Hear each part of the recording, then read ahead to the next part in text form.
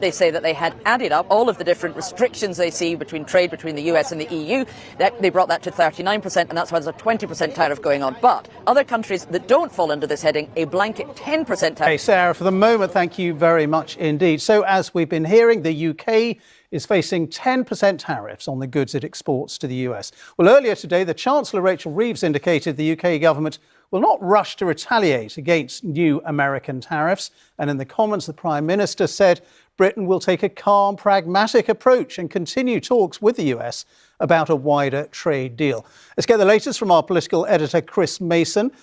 Chris, what do you think the British government's going to do about this? Well, it was an extraordinary spectacle, wasn't it, Ben? There you had the president branded. Announced. Well, our North America correspondent David Willis begins our coverage. This is one of the most important days, in my opinion, in American history. It's our declaration of economic independence. In the scented surroundings of the White House Rose Garden, President Trump told his audience the United States had been looted, raped and pillaged by nations near and far. No longer. So, if you look at that, China, first row.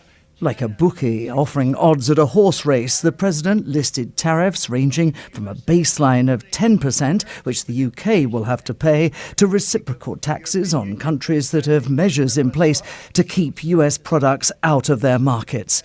20% on goods from EU nations, 24% on products from Japan, all the way to tariffs of 54% on imports from America's biggest trading partner, China.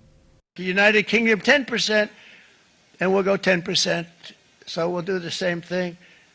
Reciprocal, that means they do it to us and we do it to them. Very simple. Can't get any simpler than that. For nations that treat us badly, we will calculate the combined rate of all their tariffs, non-monetary barriers, and other forms of cheating. Car dealers reported a rush to buy motor vehicles ahead of a separate 25% tariff on foreign imports, which came into effect overnight. President Trump believes that combined, these measures will boost American manufacturing and, in his words, make America wealthy again. But some big questions remain unanswered. Will US importers absorb the cost of these tariffs or pass them on to their customers? And given the threat of retaliation from other nations, does this mark the start of a global trade war? David Willis, BBC News. Well, Sir Keir Starmer has been reacting to the tariffs imposed